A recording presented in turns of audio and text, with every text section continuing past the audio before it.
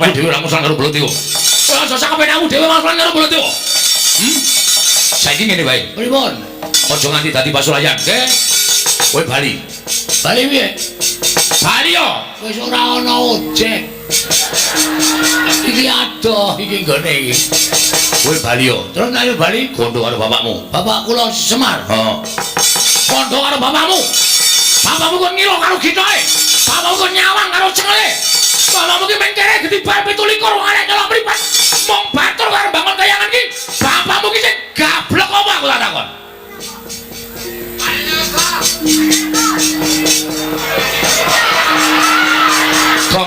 Gong. Ngapa? Kowe ki ngopo mentadeng barang ki? Nek ora wani ana cerewet. Bapak lho tro iki. Iki sing duneke bapak. Bapak ki tak sembah. Bapak loro tak presake. Tak tirai tak gawake intip. Men bapak ki aja nganti kena apa-apa. Saiki bapak dunek-unekke. Ora semanggan kowe bol. Lho. Bol piye? Jenengmu Baladewa kon ngundang apa? Jeneng Baladewa kok ora gelem dundang bol. Kon ngundang Ambeien. Wes. Bagong kurang ajar tenan. Wes meneng tro, nek rawani metu sana. Kono metu sana aku tak metu keri. Aku nek marem tak metu. Saedan ora. Ngene Mas, kowe aja suwiya-wiya karo bapak. Kowe nguneke bapak wong kene gedibar 17 wong arek nyala mripat. Bapakku mung batur. Nyatane ngono. Kuwi disawang saka ngendi? Aja ngawur kowe. Bapak ki nek disawang lahir pancen kere. Pancen gedibar 17 wong arek nyala mripat. Ning batin bapak kae dewa. Kae Sang Hyang Ismanta. Salah. Hah? Ismaya. Ismaya apa Ismanto? Ismaya. Gua ning KTP ki Ismanto. Kuwi sing salah sing nyatet KTP. Ora positif gua takonane Semar. Kae Sang Hyang Ismaya to? Ismaya. Kae kangane Bathara Guru bol.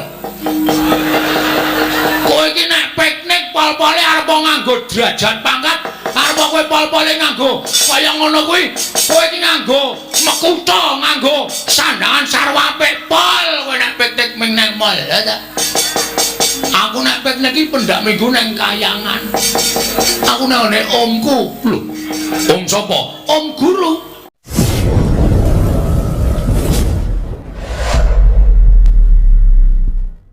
Yektine sira yayi ora luput tumrapun Kakang.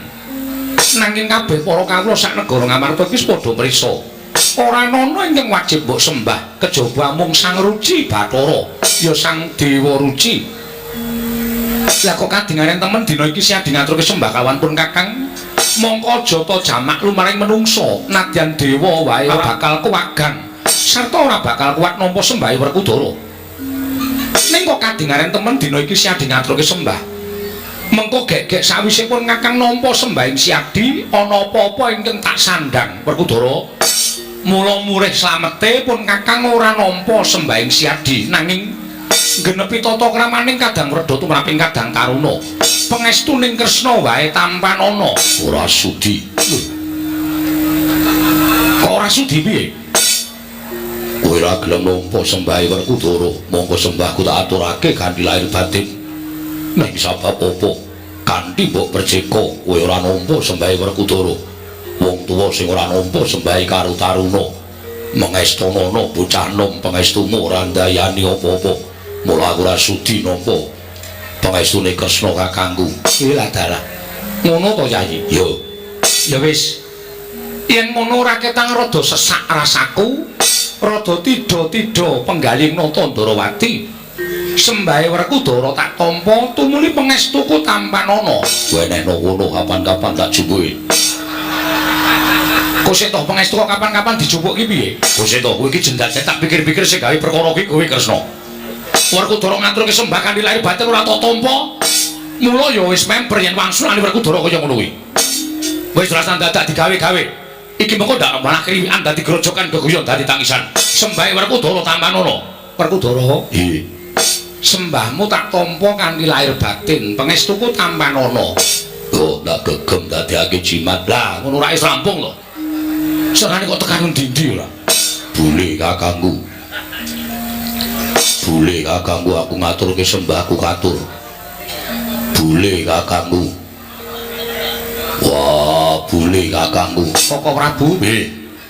Werkudara ngaturaken sembah kok mboten paring pangandikan. Pancen tak jarak. Lho kok pancen dipun jarak kados pundi? Siadi ngerti dhewe. Asmaning Baladewa ki pirang-pirang? Baladewa, Kusumawaning Pinto, Balarama, Jaladara, Kakrasana, Karsana kuwi jenengku kabeh. Lah kok sirikanku disebut sanggon-gon. Bule ki wis ngerti yen ku sirikane pun Kakang. Kok disebut sanggon-gon karepe piye? Mbok matur sing apik. Baladewa kakangku aku aturke sembah. Ngono ra ya prayoga to. Werkudara, Iya, apa tok jarak to? jarak piye? Bule ki rak sirikane Koko Prabu. Mbok yo aja diucapke sanggon-gon to, ora prayoga. Ngerti to nek bule kuwi sirikane Koko Prabu, aja pisan-pisan nyebut bule, sabat bule kuwi mau dadi sirikane Koko Prabu mandura nek Koko Prabu ki diundang nganggo jeneng bule ki ora trimo njaluk tulung balen ana ping 1000 kas. Werkudara leren kok kowe bule. Wah, Baladewa kakangku. Werkudara piye? Yen pancen ora sagu dadi bule. Kowe munggah nang kayangan kowe gugat karo dewa. Lho kok gugat karo dewa piye? Wong urip ning alam padang iki sadrema urip. Mung sadrema nglakoni wujud apa wae. Kudune matur nuwun wis diparingi urip karo sing gawe urip. Bungah susah, bejo cilaka, sugih miskin, wutuh lan ngakoni. Tegese kowe ora ngakoni karo sing gawe jagat. Wis rasa mecang. Malah mulang karo wong gerang. Sembahmu tak tampa pangestu pun Kakang Tampanono. Tak gegem dadi jimat Baladewa kakangku. Padha diprayogakno anggone lenggah ning Datul ya Projeng Amarta. Yo, Werkudara kaya ora kurang penak. Koko Prabu, kula ngaturaken sembah pangabekti kula kunjuk Koko Prabu kekalih. Arjuna tak tampa pangestu pun Kakang Tampanono. Janaka tak tampa pangestune pun Kakang Tampanono. Koko Prabu sembah bekti kula kunjuk. Koko Prabu sembah bekti kula kunjuk. Kembar tak tampa pangestuku Tampanono Yayi. Yo, nek kula sedewa. Ndak tampa pangestune pun Kakang Tampanono. Kula pun dinggo jimat paripe dayana ing kasantosan. Niki kula pun dinggo jimat paripe dayana ing kasantosan Koko Prabu. Koko Prabu saestu damel gagap gugup guragapan raos sing manah. Dene rawuh paduka ingkang sengkan-sengkan datanpa pepuyan. Upami alit utusan gandhek sak kembaran. Agengipun utusan Ayaka ing Ndrawati bilirika nggan mangke paduka badhe kepareng tedhak wonten ing Praja Ngamarta. Saestu kula nedhi angrakit Parata Kencana kinarya methuk paduka Kanjeng Koko Prabu. Saha nyawisaken Hermawar. Kinarya miji nyampean paduka Kanjeng Koko Prabu ing Ndrawati. Koko Prabu, Yayi, kula wonten timbalan ing adhawuh. Nadyan nembe kawya sing pangandikan kemawon persasat sampun tumplak punjen sinundul buyuk. Persasat kadidene kejugurkan Wukir Sari kelepaning Samudra Madu. Namung semantena tata upacara ingkang prajaning mekaten menika kala wau boten saktepipun menawi paduka pisungssungaken dhateng Raka Indrawati krana saking pangraosipun ingkang Raka Indrawati pendak-pendak kula sowan dhateng Praja Ngamarta menika tanpa prabita kados dene wangsul dhateng Praja Indrawati. Mila mangsa kala mbincang menawi wonten wekdaling kemirunggan Yai Prabu sakula wangsa nedya tetinjo tedhak dhateng Praja Indrawati kaicalna jigo kelawan Pakewu Durgama Sangga Runggi. Ndrawati karengku kados dene Ngamarta.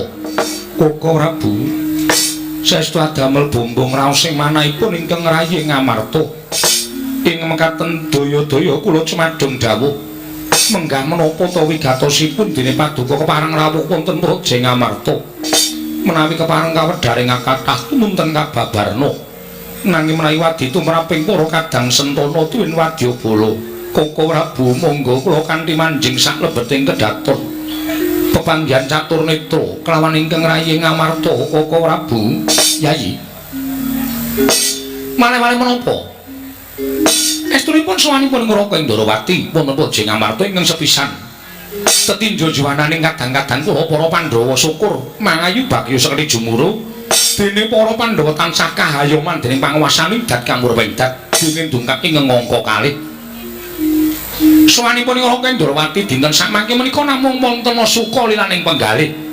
Paduka kadang-kadang kula para Pandhawa taminipun Maduka Yai Prabu Darma Kusuma suka sabiyantu dhateng bot arepipun Ngaraka Indrawati. Pandhawa kedah saged damel pepadhang kawontranipun ing Ngaraka Indrawaka Yai Prabu Darma Kusuma. Handra ingkang muswita rum. Yai, wale-wale menapa? Nalika ingkang Ngaraka Indrawati nglampahi sari naritis sesemek Rana Raja mula bebantal bata sarimbat. Wonten swanten iki dumeling wonten ing karenanipun ing Ngaraka Indrawati bilih negari Indrawati saged waluya nirmala temah jati temah mulya. Negari Indrawati saged manggih pepadhang menawi para Pandhawa ingkang suka sabiyantu mboten sanes kejawi namung menawi para Pandhawa paring ampil wujuding pusaka ngamarta inggih menika pustaka Jamus Miyang Jimat Lima Sada kinarya nambak rengkaning praja kinarya tumbal wadaling praja Indrawati Yai Prabu Ngamarta.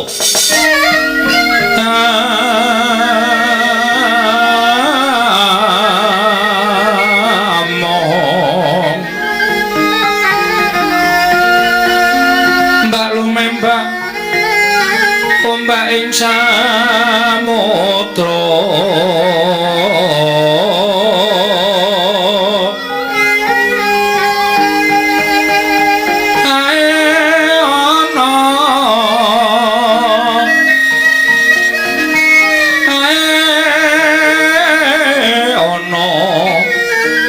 palumut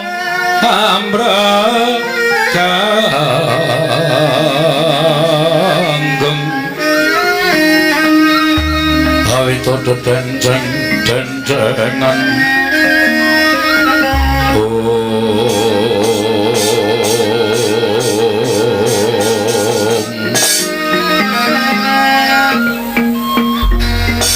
Koko Prabu dereng ngantos paripun anggen kula nampi sabda pangandika Paduka Kanjeng Koko Prabu menika mboten panglingati dene sowanipun Panakawan Petruk sumawana Panakawan Bagong Koko Prabu.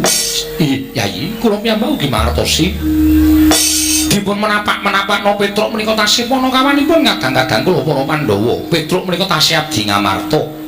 Mbok menawi Petruk sowan wonten wigatos tumuli katimbalana. Menapa wigatosipun Petruk sowan?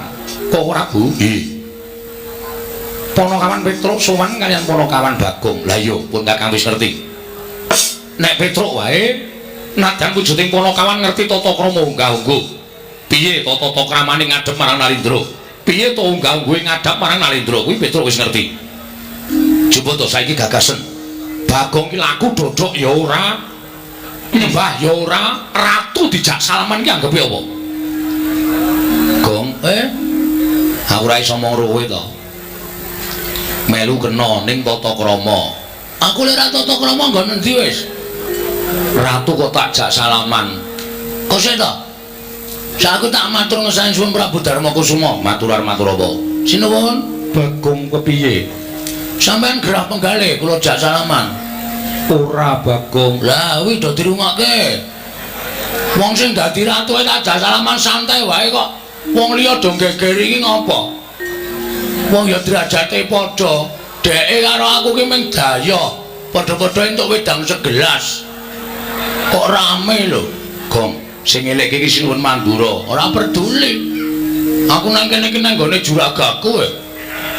Juragamu sapa? Ndara Pandhawa ra juragaku to, Bagong. Non, ning kowe tudu tata krama. Kula nek ra tata krama nggon apa? Lho, kok sak malah saja soro lek ngomong, kok sik to? Koko Prabu sampun to. Ora, aku mengeleke Bagong. Aku pengen Bagong kuwi ditata krama kaya Petruk. Ngadhep ratu kuwi ya kena ning nganggo tata krama. Lek kula kurang tata krama nggon apa? Jan, sesore kok gawe masalah lho. Wis kok aja to tanduki, aja to tanduki. Oh tanduki piye aku ki wong emosinane. Aku nek digetak wonge mok cepet nesu e. Mbok alon iso to Bagong, kowe nganggo tata krama, ngono ora apik to. Bagong. Nganggo tata krama, aku rung budhek lho, Tru. Ha iya. Mengkene kono kok bengok-bengok. Koko Prabu sampun. Sampun, mangke malah panjenengan boten kajen. Busirku ki ngandani ya kena ning aja ning pasewakan. Menika nembe wonten Narendra Siriwaka. Mangke ndak malah gegeran kaya ora apal karo watake Bagong. Wis tak kuat-kuatke. ora kuat dibecakke. Oh, Bagong ora. Iki senengane aku wis wegah aku mau wis omong karo kowe to aja gawe masalah. Aku ora gawe masalah kok diwarahi kok. Aku nek diwarahi sapa-sapa ora wedi. Petro dalem Padhararja sapraptamu Panakawan. Wilujeng Gusti. Nering sambi kula sowan kula bekti kula kunjuk. Iya Petro ndak tampa Bagong Padhararja. Pangestunipun sinuwun Prabu Darma Kusuma. Sowan kula nering sambi kala kula kepareng ngaturaken sembah. Sumungkeming pangabekti kula kunjuk. Iya Bagong pangestuku tampanana. Kula pun dinggo jimat paripe ndayana ing kasantosan. Kula cancang pucake weni dumaweng wijang runa keting werdaya saestu andadosaken cahya nur cahya daging rakayuanan modar. Wong ngene iki dianggep ora tata krama. Oh iya ya. Iya ngandhake bahasaku apik. Petro Padhararja sapraptamu. Panjenenganipun Sundrawati wilujeng bekti kula kunjung nggih sinuwun. Iya Petro tak tampa pangestuku manana Panakawan. Kula pun dinggo jimat paripe ndayana ing kasantosan. Ponokan Bagong Padhararja, pangentunipun sinuwun Kresna wilujeng bekti kula kunjung nggih sinuwun. Iya Bagong pangestuku tampanana. Kula pun dinggo jimat paripe ndayana ing kasantosan. Dipun sekecakaken dipun lenggah sinuwun. Iya Bagong kowe wis ora kepenak Panakawan Bagong. Matur sembah nuwun. Petro Padhararja sapraptamu. Panjenenganipun sinuwun Mandura wilujeng bekti kula kunjuk. Yo pangestuku tampanana. Kula pun dinggo jimat paripe ndayana ing kasantosan. Wong edan Bagong Padhararja. Wong edan Bagong Padhararja. Lho lha iki, ya ora ngecek karo aku iki. Aku ki ratu nimbali karo Bathara kok ora diwangsuli iki piye Kresna? Gong, mbok wangsulan to. Kowe wis tau ora aku mlebu rumah sakit jiwa. Ayo urung. Mbok sing apik nek ngomong ki. Ngenake atine Urawang, ngenake atine kanca iki sepira abote to? Aku ki nang omah disembah anak putu lho, Tru. Bojoku kowe ngambung tanganku. Kono kene mung diedan-edanke, arung tau edan dunekke edan. Kok Prabu menika ya salah kok. Lho salahku ngono apa? Wong Bagong ki ora tau edan kok dunekke edan. Ya aja ngono to. Nadyan to kawulane aja sak kepenake dhewe. Wah, sajahe loro ati tau nek edan. Inggih, sajahipun ngaten wong Bagong ya kedunungan rasa. Ya to Bagong. Ah iya, anu nggih. Ya wis. Anu apa? Bagong. Wong bagus dhewe sak donya. Raharja sapraptamu. Bagong. Lho iki dunekke edan ora wangsulan dunekke bagus ora wangsulan. Kono kok ora samperu ning jero kowe mari geger wae kok kowe. Wis tau ora aku bagus, aku ki ngilo iso semaput lho, Tru. Kok dunekke bagus ki lho, wong lulu karo wong ece iki nglarake wong lulu. Wong ngerti ora wong lulu? Ora ngerti. Wah, kudune ngerti wong lulu ki nek wis dimlok terus di ngelulu, diulu. Wong lulu ki ngunekke wong ning ora karo wonge, ning serole nyuwara, ning wonge sing dunekke ning jejere. Kuwi lara banget asline. Aku ki wong bayi wae tak liling sok mecicil. Kok dunekke bagus. Kok Prabu sing lumrah mawon. Yo Bagong Padhararja sapraptamu. Panjenenganipun Ndara Baladewa ngono ae penak dadak wong bagus wong elek. Bekti kula kunjuk. Yo. Pangestuku tampanana. Kula tumpu kula Oh yo kowe. Modal ora kowe. Kualat karo ratu iki ngono kuwi. Kula pun dinggo jiman dayana ning kasantosan. Itu. Nuwun. Slamet. Nggih pangestunipun Ndara Werkudara wilujeng Bagong. Nuwun. Ora celometan. Iki keraton tutundang kamu. Wah, agrisik gucek kaya idak dasmu. Diar kowe. Wangsulan saiki gage. Mana-mana ora wani kok. Ditandasi ya ruwe dhewe apa? Ayo sing seru. Baterene entek. Baterene entek. Tak CCC ngomen rada seret. Tak cese. Petro Padhararja, pangestunipun Ndara Janaka wilujeng Bagong Padhararja. Panjenengan Ndara Janaka wilujeng. Apa Bagong? Baterene entek. Pangestunipun Ndara Janaka bekti kula kunjuk. Iya tak tampa. Petro Padhararja wilujeng Ndara kembar. Bagong Samad Pangestunipun kembar Ndara. Wilujeng bekti kula kunjuk nggih, Den. Iya tak tampa pangestuku tampanana. Petro dalem sinuwun. ana wigati apa dene sowan mongko tanpa tinimbalan marga matur marang panjenengan ingsun apa saka karepmu dhewe apa diutus bapakmu Semar Petruk matur ingkang terwaca sadèrèngipun kula matur kepareng kula ngaturaken tebasi di sekolah buding tulen kula puapun tangga bilih wonten tempat kula nggih kula munjuk atur ngersa paduka sanata lan nyuwun pangapunten menawi kiranging tata krami duna dungkaping tanduk jer kula menika namung batur kula menika namung Panakawan mila mboten aneh menawi kirang tata krami mboten aneh menawi kirang subasita ora dadi apa Petruk matur sembah nuwun ingkang sepisan kula ngaturaken sembah sumangkeming pangabekti dungkap angka kalih sawan kula niku mboten saking pikajengan kula piyambak namung kula menika dapur dipuntus dening Bapak Semar diutus dening bapakmu nggih ya gene bapakmu dene utusan marang sira Petruk ngaten sinuwun utawa kawis sampun wonten setunggal candra menika bapak menika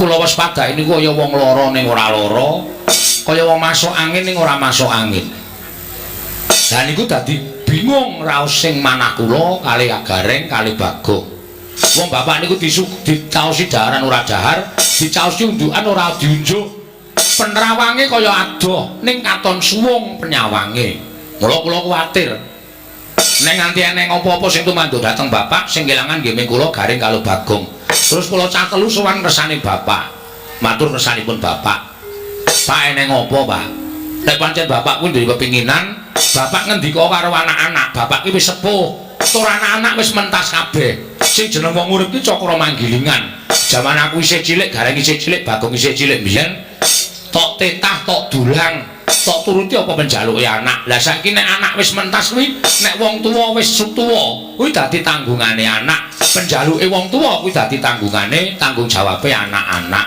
mula nek bapak duwe penjaluk ngendika aja meneng wae kaya ngono kuwi kula matur ngoten niku iya Petruk bareng kula matur ngoten niku bapak terus krekel-krekel sikile gelem mandhap saking lincah terus gelem nyawang kula kali Gareng kali Bagong terus bapak paring pangandikan Petruk Gareng lan kowe Bagong kowe aja wedi kowe aja bingung aku ngene iki aku ora gagas uripmu aku ngene iki ora gagas uripku aku kaya ngene iki ora gagas marang kahananku dhewe ning aku kaya ngene iki aku gagas marang kewajiban sing tak sandhang kewajibanku mbiyen nalika aku ditarik karo Kanjeng Rama Sang Hyang Wungkulun Bathara Tunggal kepengin urip ning kayangan apa ning jagat aku pilih ning jagat pilih dadi pamama tumuli aku medhun ning jagat lan aku sinampiran pakaryan sing tak mong kuwi para-para satriya ingkang ngateteken ati suci pepayung budi rahayu satriya-satriya ingkang nengenake marang kautaman wiwit Ndara Palasara nganti tekan para Pandhawa kuwi pirang-pirang turunan sing tak dherekke kok rasaku kaya mathuk rasaku kaya cocok lan gathuk lan suwe dhewe aku momong marang para Pandhawa wiwit Pandhawa isih kuncung nganti gelung wiwit Pandhawa isih jabang nganti celaprang nganti Pandhawa saiki duwe negara dhewe ya kuwi negara Ngamarta kowe tak kandhani ya Truk nuwun sewu lho sinuwun kula nirakaken swantenipun bapak iya Petruk ora apa-apa kowe tak kandhani negara Ngamarta menika mbiyen didadi negara ingkang panjang punjung pasir pawukir Lojinawi gemari pakarta tata Raharja kawulane padha manunggal tetunggalan sengkut gumregut manunggal kebak karo kunal manunggalake tekad sebaya mukti sebaya mati njunjung marang derajating praja Ngamarta mula ora aneh nek Ngamarta mbiyen kondang kaloka negara ngendi-endi kepengin kaya negara Ngamarta nggih Pak ning saiki kok wis beda Truk ngoten niku saiki Ngamarta kok wis beda ngendi-endi padha regejegan ngendi-endi padha bentak sirah ngendi-endi padha golek menange dhewe luwe-luwe saiki uripe kawula Ngamarta ora tentrem kulit marang ora tentrem mergo akeh para kawula iki padha nerak marang pernatan hukum negara Ngamarta ngudel bingung nungsang puyang numbuk bentuk sakarepe dhewe Pekasan mentolo karo sanak kadang mitra karo tangga teparo wakon kasembatan kang ginayu. Lah, kanan sing kaya ngene iki yen tak sebut Ngamarta ki saiki krisis moral. Ngoten niku Bapak. Bapakmu ngerti moral.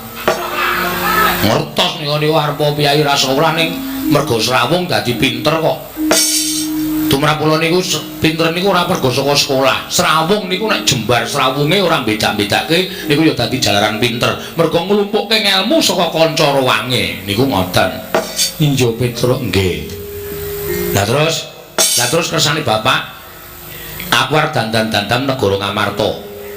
Mergo sawangan apa ora gawe perih ati papan-papan pamulangan papan-papan panembah ora padha diparani sing diparani papan-papan maksiat wong perkara bab sepele wae wekasan mentala ngilangke karo nyawa kancane nyawane sedulure. Wah kaya ngene iki nek diteruske Ngamarta kuwi ora bakal suwe to. Ngamarta ki tak etung mung sak uruping damar sak umuring jagung nek ora didandani mesti bakal remuk bubuk dadi rempon. Lah mula aku pengen duwe gagasan bangun kayangan. Kaget kula. Bapak niku wong sekeng wong ora duwe, bapak niku wong mlarat. Bapak niku nuwun sewu, napa-napa sing nyukupi anak-anak ku arep bangun kayangan. Terus bapak paring pangandikan, "Ku setro. Sadurunge kowe kaget, aku bangun kayanganku ora papan sing magrong-magrong dumadi saka kencana muti arut mutiara jamrut hergeni ora. Ning bangun kayangan ki mung sanepa, sanepaning tembung. Mergo kayangan ki papan sing kebak kanikmatan, kebak karukunan, kebak kamanunggalan ayem lan tentrem. Ora ana rasa memungsuhan ki urip ning kayangan. Mula aku pengin dadekake negara Ngamarta ki kawulane mbane urip ana ing kayangan. Mula aku pengin bangun kayangan ning negara Ngamarta. Wonten niku. Lah terus kula matur, lah terus kersane Bapak pripun? Syarate kowe tak kongkon. Teng pundi, Pak? Suwana ndara-ndaramu Pandhawa aturana rawuh ning Karang Kadempel, sinambi mundi pustaka jamus nyang jimat kelima sada. Mergo ngene to. Kawula ki ora butuh diwenehi dhuwit. Kawula ki ora butuh diwenehi brana picis. Ning kawula ki butuh dicedhaki rasane karo para pangarepe. Nek pangarepe ki kerep mudhun dadi siji karo para kawula, mriksani sengkut gumreguting para kawula nggone bangun negara, bangun praja, bangun desa, kuwi ndadekake rasa gumregahing para kawula merga dadekake karo pangarepe. Mila sinuwun kula aturi tedhak wonten ing Karang Pradesan, mresani para kawula anggenipun sami sengkut gumregut bangun negari Ngamarta supados gumregah raosipun para kawula nek perlu ditanting. Ngoten. Rasane ditanting. Kawulane mriku rasane ditanting, kowe kurang apa, kowe butuh apa, lan sing tok karepke piye. Niku mengke bakal metu kabeh penjaluking para kawula. Ora kok mung ditampung, ning dilaksanakan, tegese diwujudi ngoten. Iya Petruk nggih. Mula selangkung saking Prabu Darma Kusuma menika sampun ngantos panjenengan menika dumeh dados nalindra. Kula nuwun sewu lho, kula mboten nyacap, kula mboten. Namung kula menika dapur kawula. Kula menika dapur kawula. Kula ngemutaken dhateng panjenengan. Sasampunipun dados nalindra menika sampun ngantos supe dhateng para kawula. Mergi sesebatan Sang Prabu menika miturut basa Kawikina menika tegesipun pelayan utawi pembantu. Tegesipun bantu dhateng masyarakat, bantu dhateng para kawula. Panjenengan kudu cedhak karo para kawula. Ngelingi panjenengan lenggah dampar menika amargi semantenipun para kawula. Aja ming para-para nalindra sapepadane sing disrawungi. Jenengan dumeh dadi nalindra terus srawunge karo Ratu Ndarawati, nalindra Mandura, mau srawung karo para kawula. Wonten niku mboten sae. Menika ngicali kapitadosanipun para kawula. Mila monggo kula dherekaken rawuh wonten ing Karang Kadempel, sinambi mundi pustaka jamus nyang jimat lima sada, mujudaken negari kang adil makmur warata tias bagya mulya. Cekap semanten atur kula. Wassalamualaikum warahmatullahi wabarakatuh. Iya Petruk nggih. Rampung, Gong. Terus sumene ora ana. Hah? Ora ana sumene. Nek cara nggone dhewe bar pidato terus sumene, Truk. Sumene pisanan sop. Wah. Kok sop dengkulmu mlocot kuwi ora padake nang resepsi. Iki nang kratone sop. Sop sepatu gelem apa? Sul. Sul sepatu, sop sepatu ora. Sari ngenteni. Petruk dalem. Pandhawa kuwi 5. Nggih. Aku tak nari karo adi-adiku ya Petruk. Oh monggo menika langkung prayogi. Werkudara. Nggih. Penemumu piye bab ature Petruk? Kuwi becik lan apik. Petruk, nun. Yen bapakmu arep bangun kayangan, yen perlu Prabiya aja metu saka bapakmu. Jodipati mbok tahu bandane ora bakal wegah. Waton kasembatan penjang kamu. Alhamdulillah. Proposal 1 masuk. Kono kawan Petruk njupuk saka maduku ora aru abal wegah Petruk. Matur sembah nuwun Koko Prabu. Monggo bidal dhateng Karang Kadempel. Petruk yen perlu kasatriyanku digadhekke dhisik ora apa-apa. Waton kelakon penjang kamu. Lah piye, Gong? Kok nak tekan omong bapak ya? Omong bapak piye? Aku bendahara. Kowe iki anggere ana danane nglumpuk kok mung arep dadi bendahara wae. Sing jujur anake bapak iki mung aku. Ora ana sing ora jujur. Oh, aku wae aku nyekel dek iki setitik kok. Ya syukur. Paling pol tak plaj Sinondrawati kok nyuwun ngambil pustaka Jamus Lima Sadana kok kangge menapa? Bakal kanggo srana waliyaning Praja Ndrawati krana Ndrawati ketaman pegebluk. Mula kowe ngerti dhewe. Pranata negara Ngamarta sing dhisik didhisikake, sing tiba mburi kudu tiba mburi, ora kena dumeh ana apa-apa, sing mburi didhisikake mengko ndak ora prayoga Petro. Wo, la wis. Gong, ayo mulai. Mulai piye? Ha iki ora sukses. Arep didukung Ndara Werkudara, Ndara Janaka sarujuk Ndara Klasewa Nayogyani. Ning jebul soane awake dhewe kalah dhisik. Kalah dhisik karo sapa? Sinondrawati. Terus Sinondrawati ngopo ora mrene? Negarane ketaman pegebluk. Ha terus nyuwun ngambil pustaka Jamus Lima Sada. Iku ngopo? Kok ngoyak wae to? Iki pertanyaan wangsulana. Ya. Dienggo tumbal negara Ndrawati. Kok ditumbali mergane ketaman pegebluk? Kawulane iki ngrekoso uripe, isane Waliyane Rama Temajati nek ditumbali pustaka Jamus Lima Sada, paham? Matur, Tru. Kok matur piye? Kanan iki terasa ganjil, Tru. Kok ganjil? Iso matur ora kowe? Ora. Mundur. Kowe arep matur? Heeh. Ora gawe masalah lho. Wis ta, mundur. Kowe iki mung iso omong nek ora iso goleki solusi terbaik. Mundur ne. Kok terus to, Gong? Kathokku terus e. Boyo ganti ora. Aku sing matur. Ya, ora gawe masalah. Ora rasa kuwatir. Sampe kene? Iya. Ponokawan Bagong. None nggih. Arep ngopo Ponokawan? Ajeng menyiliki Kidik. Apa, Tru? Menyiliki Diki. Kaya keruwe. Ajeng mini siliki Diki. Anu, apa? Niti priksa pangandika panjenengan. Bab sing ngendi? Jare wau ngendikanipun Sinambara Prabu Ndrawati rawuh mriki mergi negarane ketaman pegebluk. Iya, Bagong. Terus nyuwun ngambil pustaka Jamus Kelima Sada. Selanjutnya Koko Prabu rawuh kepengin nyuwun ngambil pustaka Jamus Lima Sada kinarya nambak rengkaning praja. Kowe arep ngopo? Mangke riyen. Nun samu nggih sinuwun. Sing jeneng pegebluk menika dipun dawuhaken dening dewa kagem papan ingkang titahipun sampun boten purun eling, sampun boten purun manembah. Dikandhani apik-apik wis ora gelem, anane teng mriku niku tumindake ming sarwa maksiat. Molima dilakoni wonten papan mriku, mula Gusti paring pegebluk dhateng papan niku merga menungsane wis ora iso dikandhani. Niku ingkang disebut pagebluk. Iya. Lah saniki kula tak nyuwun prisa.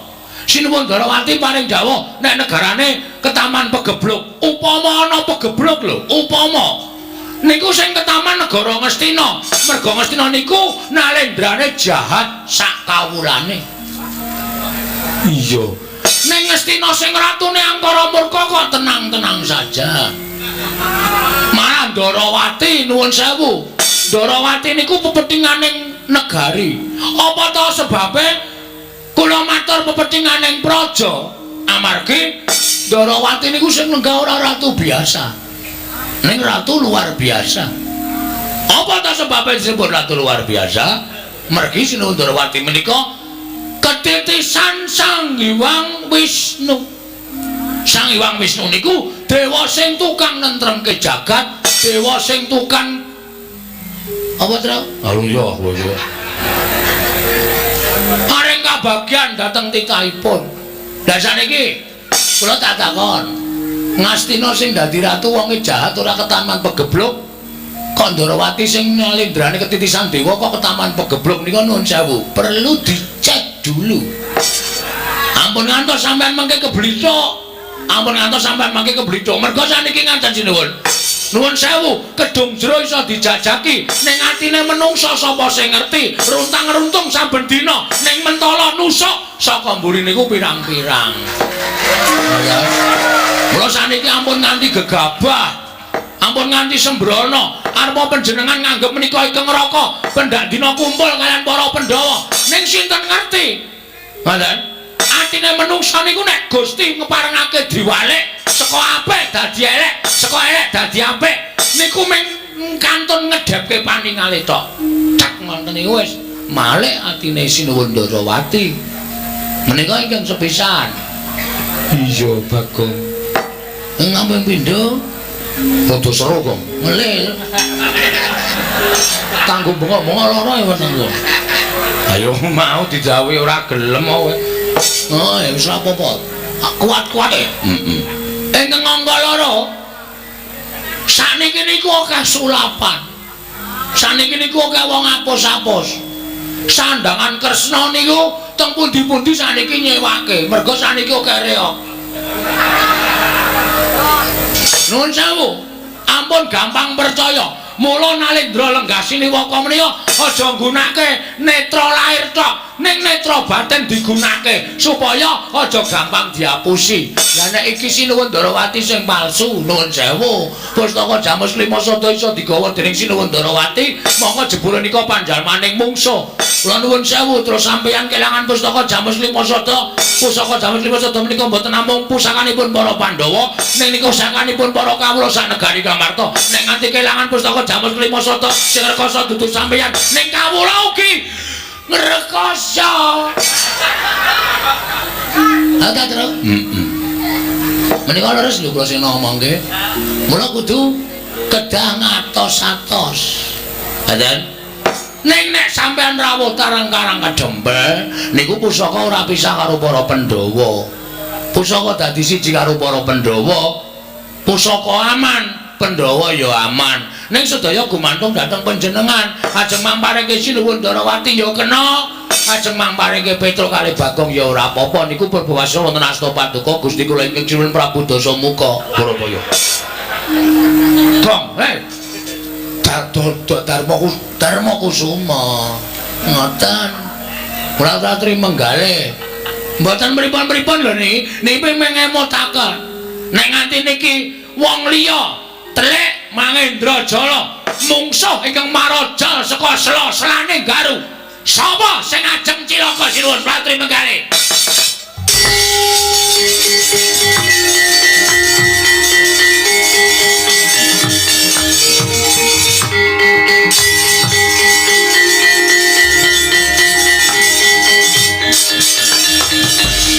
Panus maning jajalanan Sukertani bawuna iblis lara. Alah dalah. Lah kok dadi Bagong ucape Ndrawili kaya grojokan, nyerwete kaya bedhe semono patugalan. Wah, langap-langap. Ucape nang ngarepe Kyai Prabu Dharma Kusuma ngina karo Kyai Prabu Ndarawati. Parat. Tru, gentenan, Tru. Gentenan piye? Wong sing muni-muni kok sing kudu wani nanggung perkarane. Wah, cilaka iki. Asem iki. Waduh. Dewi senengane ora gagas kok. Neng kene neng sapa iki ora gagas. Kowe ket mau tak bandemi krikil iki mergo aku arep ngandani nek ning kene ana Sinuwun Mandura. Urang gedhe. Soale nek bandem aku iki batako. Aja men krikil. Wah, cilaka iki. Bago. Nun. Kowe muni apa mau? Sing pundi oke. Kowe mau ngurman piye? Ah nggih, saking ngarep tekan mburi niki wae akeh banget lek kula omongke. Sing dikersake sing pundi? Kowe mau nguman-uman karo Prabu Ndarawati ya. Kowe ngunak-unake ya Prabu Kresna. Kowe nguman-uman karo ya Prabu Ndarawati. Kowe ngerti ora? Kresna kuwi sapa? Kresna kuwi Ratu Ndarawati. Karo aku sambunge apa? Lho, Pun ijab napa? Ndut. Cengengesan. Tak kira nek wis ijab e, jare pertanyaane sambunge apa? Nek sambung tresna ayo. Gong ora cengengesan kuwi diandang nenggala mudar kowe. Ya kene Sastra aku ki nek dinesani wong ora iso wangsulan e. Lho. Kene to. Kene to diwangsuli kowe iki mau tak wangi saiki aku diwangi genti. Mbok diwangsuli wong sing gawe masalah kowe kok. Aku senengane mek gawe masalah. Ning ngrampungi ra iso. Aku gawe masalah. Senenge. Ndak sepi kahanane. Aku nek ora tak gawe masalah iki gawe Sastra. Yo. Tenang bae, Gong. Eneng aku tak wangsulan. Lho iki Petrus sing maju yo. Kula sing mburi kok. Wis gak masalah. Ya Gusti alon-alon. Nuwun sewu. Kula sing nyuwunaken pangapunten adi kula Bagong sinu. Bagong niku lare ndugal warisan. Sak omong-omong niku nek perlu ora usah digagas. Mergo omongane Bagong nek digagas marai mangkel, marai nesu pun boten usah dipenggalih. Yen lumrah ora bakal tak gagas. Sepisan pindho, Bagong rasane mengi Prabu Ndrawati ora bakal tak gagas. Ning bareng ganeping ping pira bola bali munake Prabu Ndrawati. Kuwi dadi murkane Ngata Mandura Prabu Baladewa. Aku ora trima yen to adiku Ndrawati diunah-unahi karo Bagong. Nggih, kula sing nyuwunke pangapura. Ora ana pangapura kanggo Bagong. Gong. Terserah ning rembug kono. Wis pet-petane to. Kang apa mergane? Lah iki kok dadi masalah ora rampung-rampung. Kowe njebon nyuwun ngapura dhewe. Gah, Lho. Aku iki mbok kaya ngapura mbok menawa ayem. Mas ayem ora ayem. Wis munake aku wong edan. Mau aku teko dunake ra tata krama. Ha iki terus piye? Wis waneni wae. Waneni dongkulmu locot kuwi. Sing arep wani Rusina Mandura sapa? Aku wae kowe. Aku ora wani kok. Ayo wis ayo mulai. Iki piye to Gong awake Wae, nek ra wani alah dene to. Waneni. Nek Gusti Prabu Baladewa muntap, Aku sing nandangi. sisan gawe ngarep kene. Kene, aku dadak kok ki ngomong. Nemani gewani kene. Lah sembodo. Engko nek dikongkon bapak aku pimpinane lho, Gong. Kowe mburi rasa melu-melu saiki ndi? Sapa sing iso wangsulan? Meng aku. Piye karepe Mas?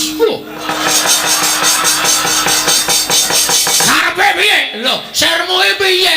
Aku takon karo kowe kok. Karepmu iki piye? Kowe wani karo Hyang Prabu Ndrawati. Mboten.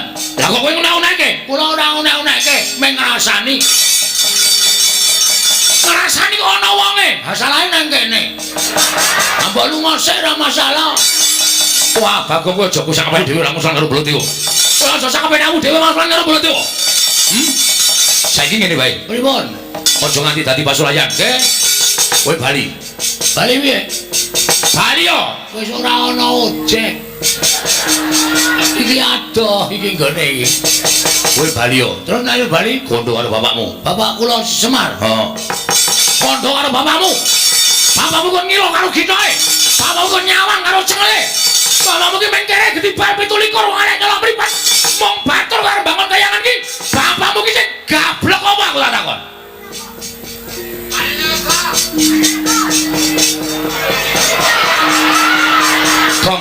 Gong. Ngapa? Kowe iki ngopo mentateng barang iki? Nek ora wani ora cerewet. Bapak lho tro iki. Iki sing duneke bapak. Bapak ki tak sembah. Bapak loro tak presake. Tak tirai tak gawake intip. Men bapak ki aja nganti kena apa-apa. Saiki bapak dunek-uneke. Ora semanggan kowe bol. Lho. Bol piye? Jenengmu Baladewa kon ngundang apa? Jeneng Baladewa kok ora gelem diundang bol. Kon ngundang ambeien. Wes. Bagong kurang ajar tenan. Wes meneng tro, nek rawani metu sana. Kono metu sana aku tak metu keri. Aku nek marem tak metu. Saedan ora. Ngene Mas, kowe aja suya-uya karo bapak. Kowe nguneke bapak wong kene gedibar 17 wong arek nyolong mripat.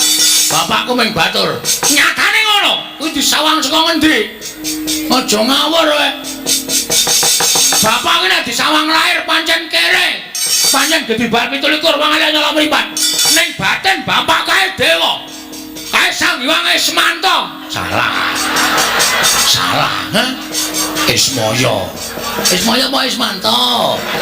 Ismaya. Kuwi ning KTP ki Ismanta. Kuwi sing salah sing nyatet KTP. Ora positif wae takonane Semar. Kae Sang Hyang Ismaya, Ismaya ta? Ismaya. Kae kangane Bathara Guru bol. Kowe iki nek piknik pol-pole arep nganggo derajat pangkat, arep kowe pol-pole nganggo kaya ngono kuwi, kowe iki nganggo mekutha, nganggo sandangan sarwa apik pol kowe nek piknik ming nang mall, ya ta? Aku nek piknik iki pendak minggu nang kayangan. Aku nang omku. Lho, om sapa? Om guru. Wong kaya adine bapak. Kowe aja ngece karo bapak ditonton saka batin kaya ngono. Saiki aku tak takon karo kowe, Mas. Tak takon karo kowe. Kok dadi kowe kok seneng-menang karo aku ki maksudmu piye to? Kok kowe seneng-menang karo Bagong, ha? Bareng kowe saiki wis istol ketekan kentukan derajat pangkat, kowe karo wong kawula cilik ngene iki ngidak-idak sampe nakmu dhewe. Mbok kowe eling, kowe mbiyen ki aku sing dadi tim suksesmu. Kowe sapa ning omahku, Bagong? Ora ngentoke suara 40. Kene iki tak gawe toilet. Saiki kelakon po ora, seprene aku ya ming mancik watu. Karo kena banyu sithik-sithik. Nyes. Sithik kok ora. Aku ming nagih Baladewa. Kene iki acor, kene kita aspal. Wah, kowe nek arep magang janjimu muluk kaya dara kekalangan. Ning bareng dadi mlenyek ora ana gunane. Terus kowe aja ngece karo kawula kaya ngene iki. Dume sampean duwe derajat pangkat, dume sampean duwe kelungguhan, kowe ngece karo para kawula kaya Bagong ngene iki. Aku njaluk wektu sak jam, tak nglumpukke kawula, kowe tak demo jengkelang kowe bar. Takon piye? Ngamarta iki dari rakyat untuk rakyat oleh rakyat. Demokrasi nang kene iki. Kekuasaan sepenuhnya iki di tangan rakyat. Sinuwun Darmakusuma kula tajak salaman, kuwi ora nesu mergo dhek ngerti aku lebih tinggi derajatnya dibanding dia. Mergo dhek tukang ngomong aku, dhek sing ngayomi aku, dhek sing nesui karo aku. Aku juragane. Ora ketap-ketip kowe. Kowe ngejak dialog mungsuh. S2 ngrekoso kowe. S2. SD ora tau lulus kok. Pirang tahun SD kon? 8 tahun nih. SD nunggak ping pindho lho. Aku jepret gurune. Kurang ajar ayo gurune mureng-mureng. Ora seru kok. Minta tarik tik ngono sak. Kira kurang ajar iki. SD wis wani jepret gurune. Diajari Semar ya mbiyen. Diajari Semar ora. Ayo mawang surat. Kan iki sampean ngejan apa? Wah, panuswane jajalan. Kowe saya ngino Mananoto Mandur Prabu Baladewa. Saya ngias Mananoto Mandur Prabu Baladewa to. Ayo, neng kene tak gawe sayembara. Sayembara napa? Sapa sing cilik gedene sing kuwi kadidane Baladewa nang boyong pustaka Jampus Jimat Wonosoto. Piye kuwi le omong kowe? Ala coba dicene-cene berjadi jelek yo. Alon-alon waktune isih sak jam kok. Isih sewengi kok. Sapa sing cilik gedene sing kuwi kadidane Baladewa? Wenang boyong pustaka Jampus Jimat Wonosoto. Terus? Aku ditantang itu. Wani ora? Jujur wae nek omongan wani aku. Nek gelut jujur wae. Ora wani. Ora wani kok dadak delangap-delangap ucape. Nek sampean nantang karo aku, oke, ora masalah. Semono go aku, Mas. Semono go aku. Kowe iso gawe bali Bagong, nek iso nglangkai kuandane Petruk. Ayo balasen.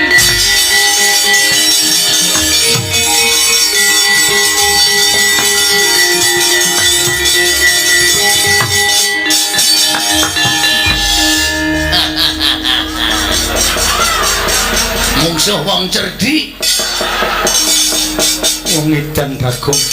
Tak kira nek wani tenan jebul kakangne sing didu. Men ndak meng ketengok. Petro niku napa-napa dikuasai. Wau disangoni Semar ya sing gawa Petro.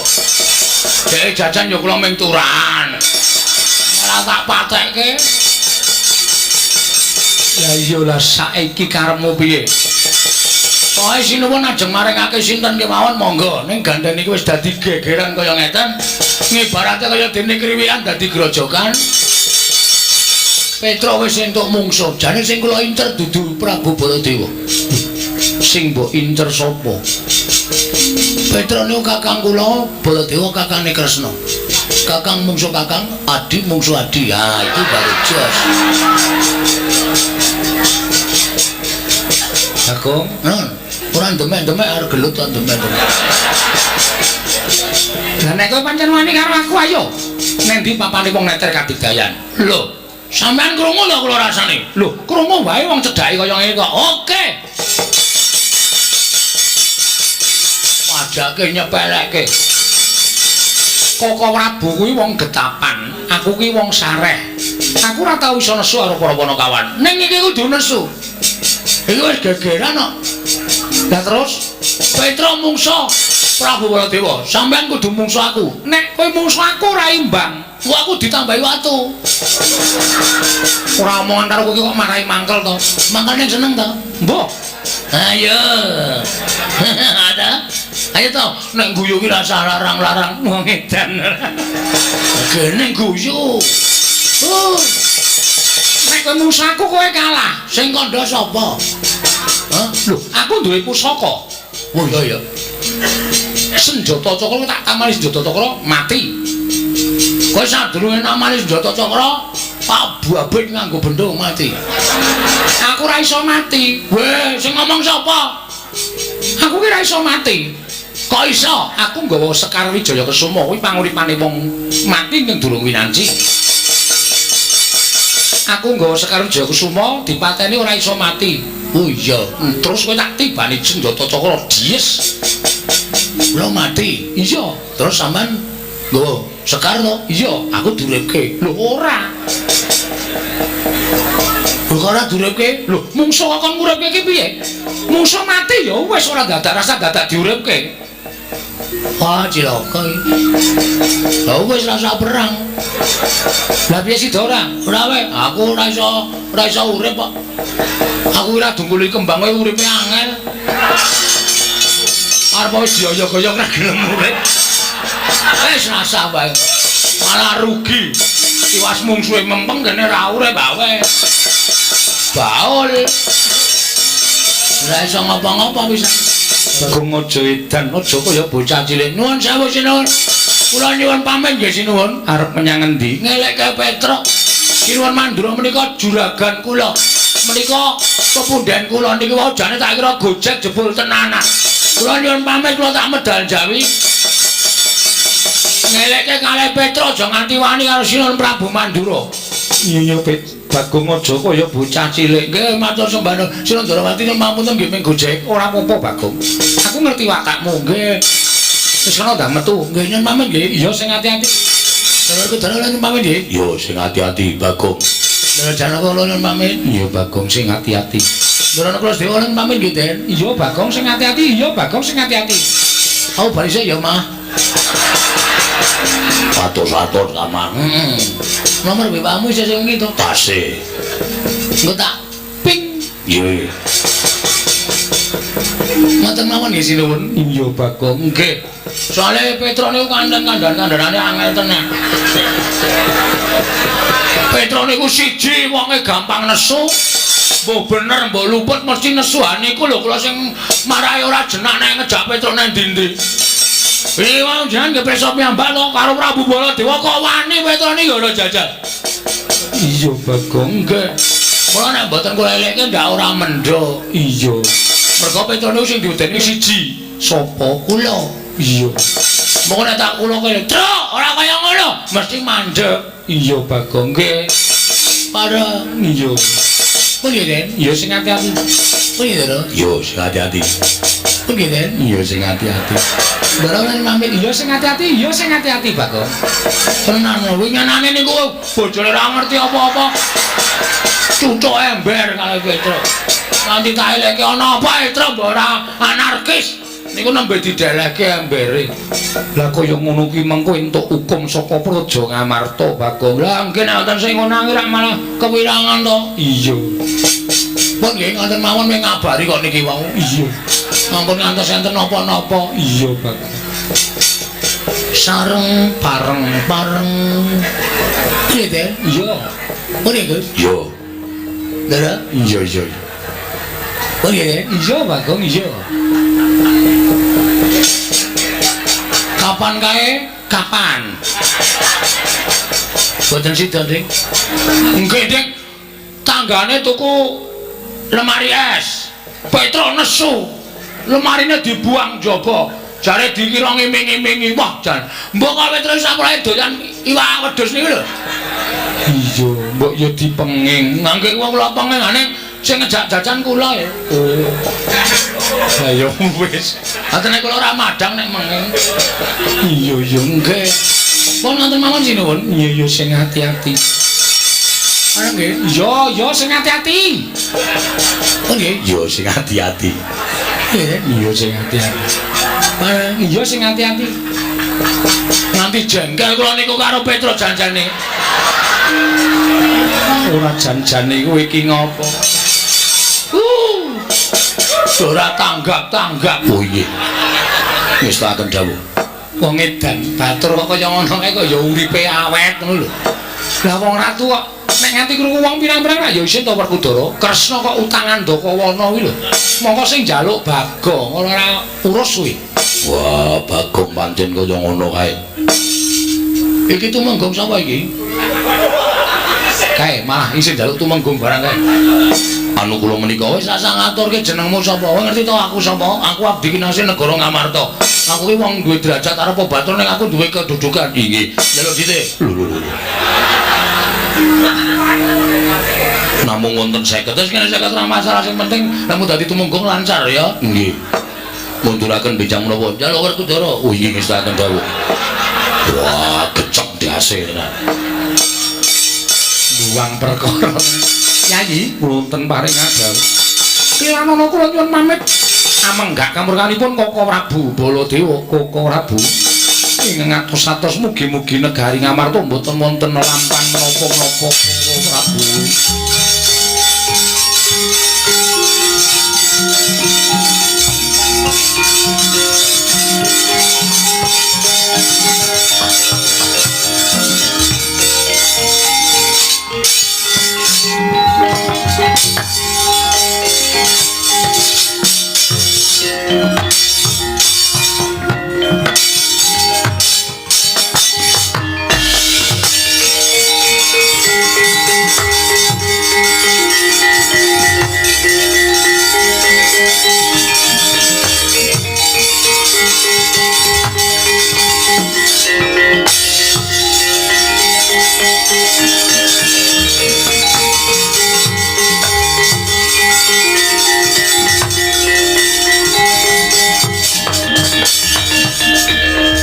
Arjuna nang maring dawuh. Werkudara, Iya. ewaya ing pambudi. Kepiye munggo penemuning Siadi? Apa bakal ndak caosake marang Koko Prabu apa bakal ndak paringake marang Petruk? Barep kakangku. Werkudara piye? Aku percaya marang kabijaksananmu. Bakal ku paringake sapa? Aku percaya kabeh wis nganggo petuk. Dimas nanging saora-orane Siadi matura kudu apa dhisik ing ndak tindakake. Koko Prabu kula aturi manjing sanggar pamelengan sasana panembah. Gandeng menika sampun wanci bedhug. Kula aturi nindakaken panembah. Ing wanci bedhug tengahipun sasampun menika ngagengaken asmanipun Gusti Wungsal Wangsul marambah makaping-kaping. Satemah samangke pikantuk tirta wening penggali paduka saengga saged mutusaken kadung kadereng amomong memangun manah rahayu Mulai yo le yo. Hah? Mulai. Mulai piye? Mungse awake dhewe iki ora bae-bae. Nek sing nantang karo Petruk mau Sur Mandura, ning bareng aku ngematke Sur Mandura metu pagelaran jaba ora panglik. Ya kok Sinuwun Mandura kok ngawe karo putra-putra Pandhawa. Utamane putra-putrane Ndara Werkudara. Ndara Antarja, Ndara Galukaca, Ndara Antasena. Iki nek aku maju ora urung aku mungsuh karo putra-putra Pandhawa, aku isin, aku wirang.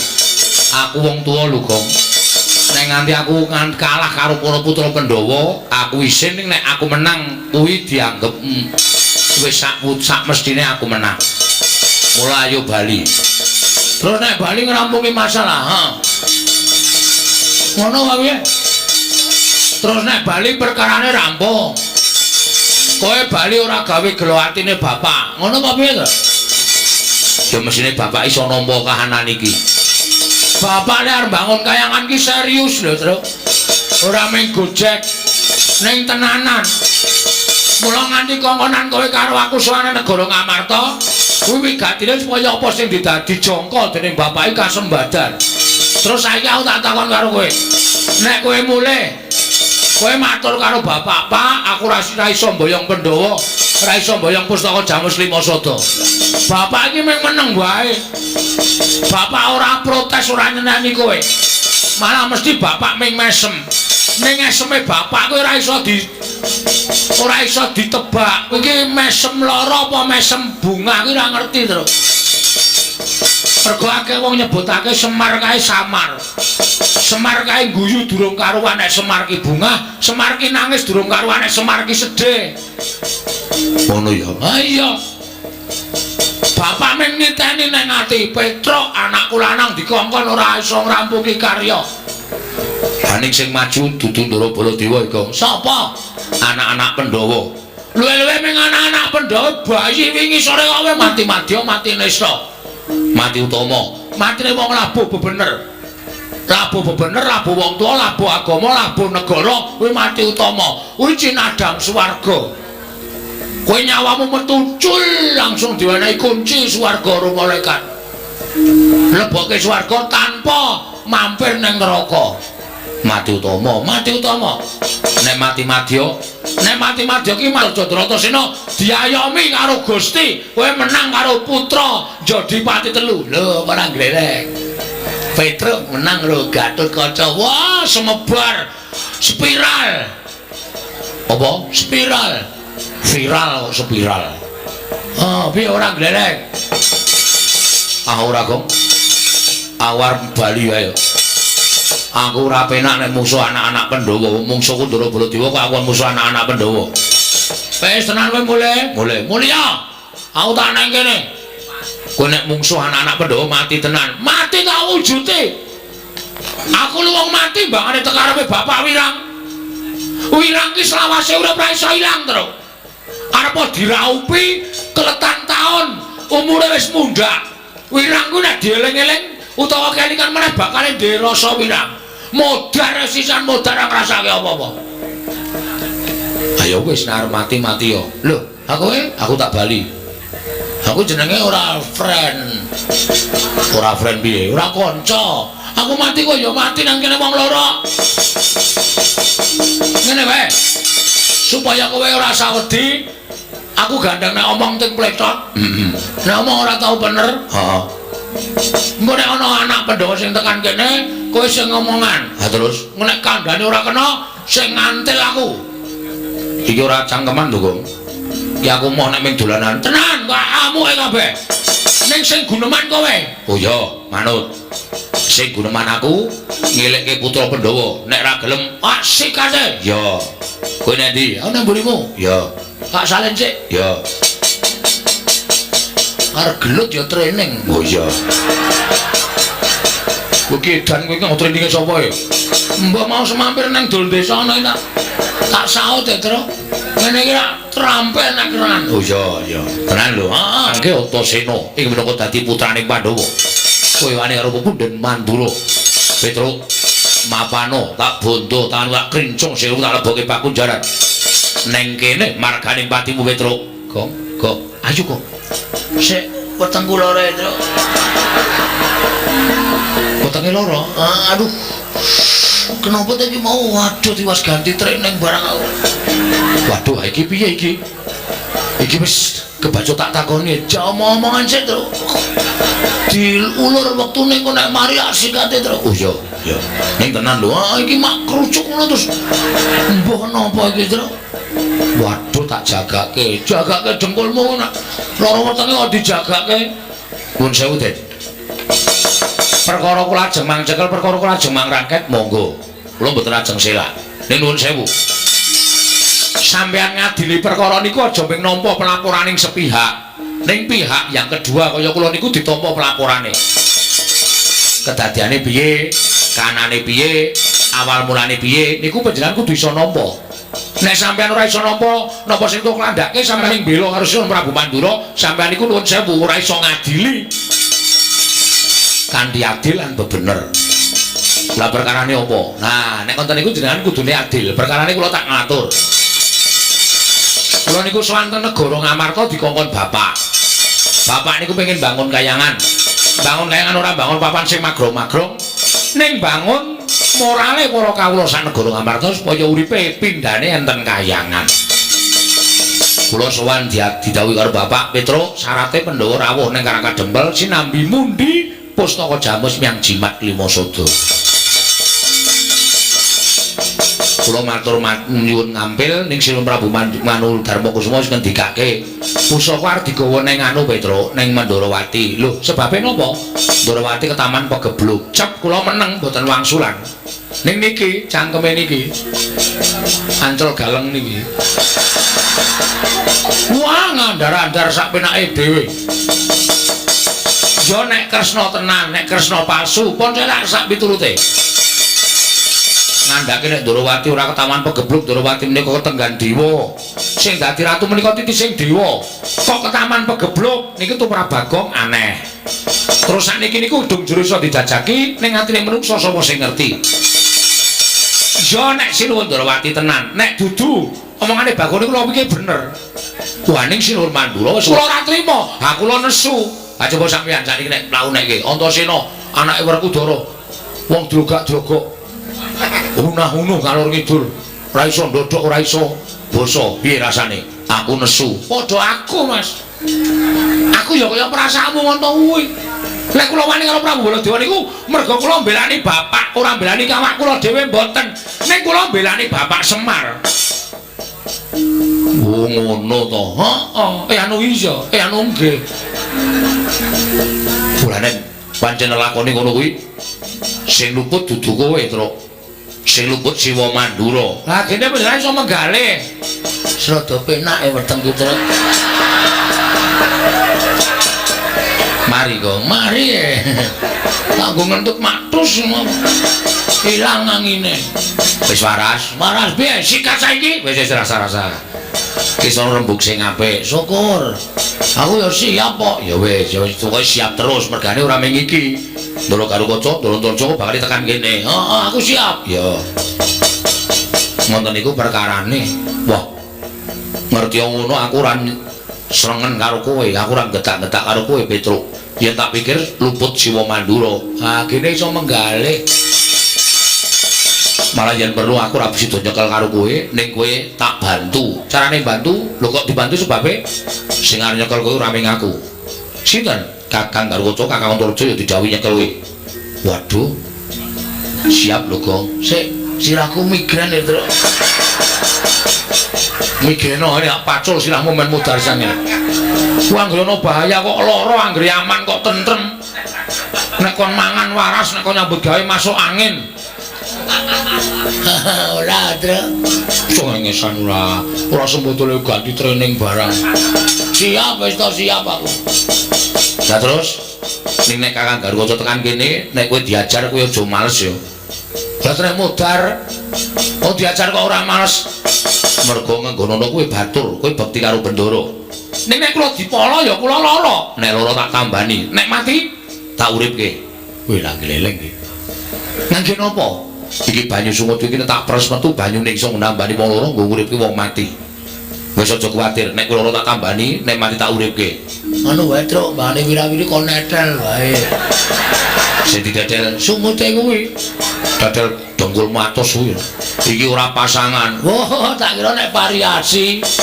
Padake mobil ora. Dikoki variasi, tak kira nek templekane. Ora templekan Bagong. Nggih, Pun, nggih, Pun. Wis ngono wae ya, Truk. Nggih. Ning aku weling, aja dikapak-kapake, aja males sakaremu nggonmu medeni Kakang karo Uco. Nek kowe diajar aja males, siap. Tenan ya, Truk. Oke, pun kula lakoni. Wis aku tak ambles bumi. Sik. Sampean bantu ning ketoke mung ngapusi. Lho, kok ngapusi? Lah nek sampean ambles bumi, kula ora iso ambles bumi. Le nyeluk piye? Bagong kon gendruk lemah ping 3. Engko aku jujul. Gong, paham. Ngono ya. Nggih. Wis aku tak ambles bumi.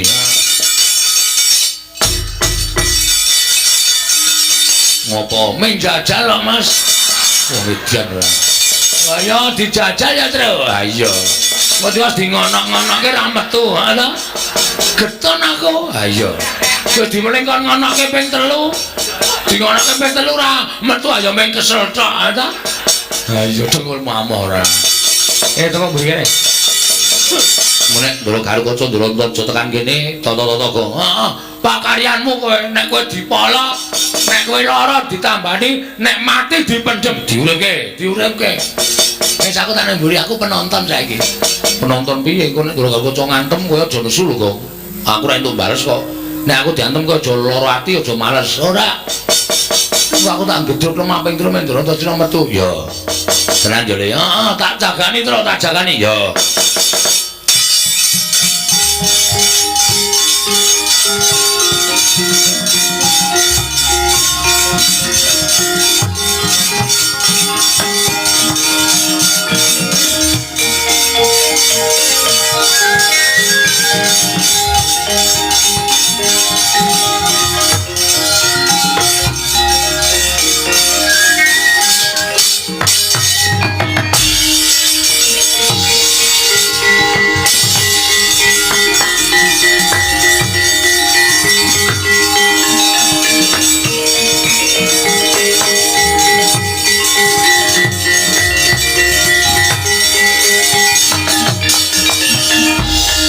Kota dian Gatut Kaca tinon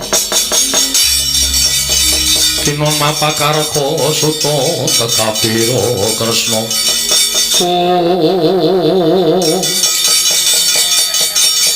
bekti kula Ndara ya tak tampa Gus, bekti kula Den. ya Bagong tak tampa Nesu tenan itu. Nesu tenan iki. Manteng kowe tanpa kedhep. Tata-tata lho, Tru. ya wis siap-siap lho Gong ndruk lemah ping 4 ping 3 andang lali ora Ping 3. wonten menapa kok pasuryanipun sajake sengkel penggali Den ya Tru Nun. aku tak takon karo kowe Nggih. wangsul ana pitakonku Oh nggih mesti kula wangsuli wong kula namung abdi. kowe wani karo Simo Mandura ya kowe wani karo Simo Mandura Mangkene pinten? wani kula menika dasaripun rasa kagian gunung tanpa guna ora usah nganggo pawadan apa-apa ora usah nganggo alasan apa-apa kowe wani karo Simo Mandura padha karo wani karo Bunden Pandhawa wani karo anak-anak Pandhawa Petruk ora sudi batur kaya kowe wiwit dina iki kowe bangga apa ora nek kula bangga mesti wae aku mentolo karo kowe nek kula mboten bangga mapano kene Petruk ora ana gunane kowe suwita karo para Pandhawa mirang-mirang Bunden Pandhawa tak pancat pundakmu tak untir gulumu tak gimbol dasmu Petruk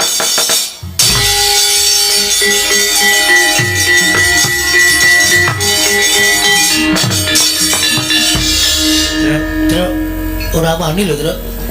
Truk dimeleng ora wani lho. Menengo trawat iki menengo. Mangriyen, Den.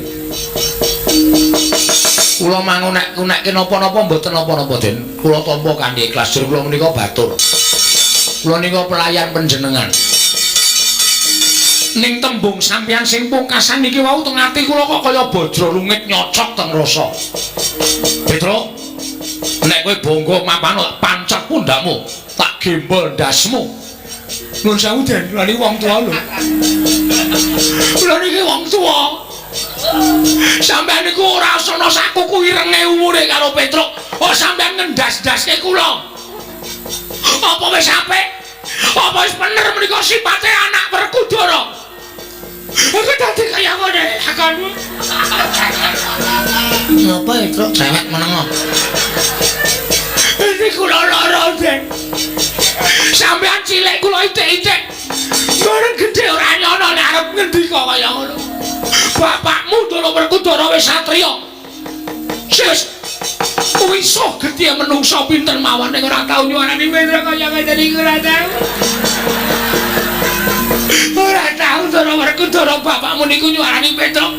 Petruk, udos ngoten ora tau. Apa meneh Ndara Werkudara ngundake ndase Petruk ora tau.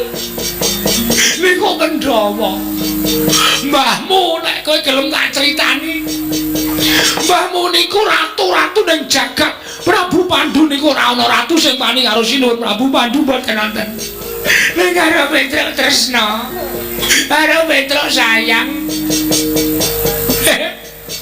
Nek dadi putune cangkeme elek.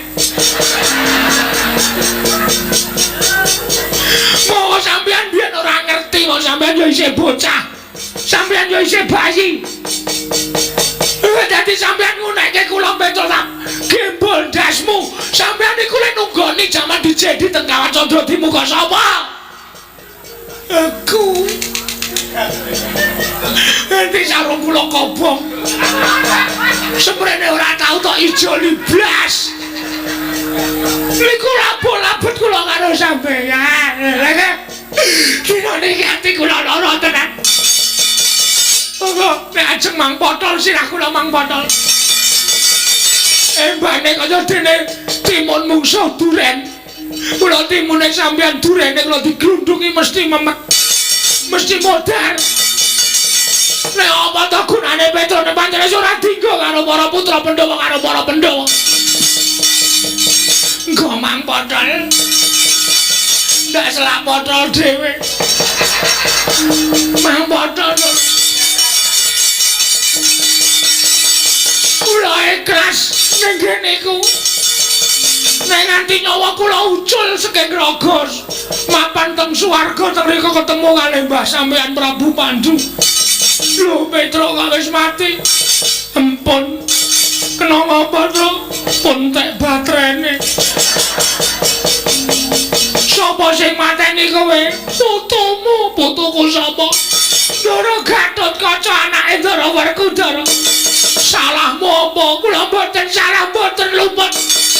Mbahmu mesti mudhun saking swarga goleki karo sampean. Yakin sumpah niku.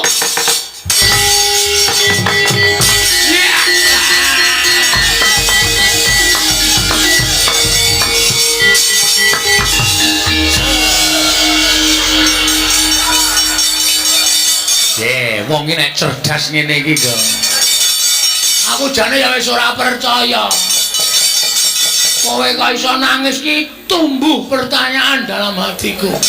Mergo wis lawase urip ora tau iso nangis. Wong anakmu opname kowe nanggap dangdut kok. Jempolmu mlocot kowe ora. Kowe iki ora ndirasa sedih kok iso nangis ya, To. Mripatku tak culek dhewe. Nganti mbrebes metu apa luwe. Terus Ndara Gargoco tak tangisi, raine saya pucet, aku saya mempeng. Mesti mikir tenan Ndara Gargoco. Bareng aku ketok terus tak ulungke sirahku dhewe saya gemeter. Selapakane tangan kemringet, nervous. Gayamu. Nervous ya apa? Panganan. Wah.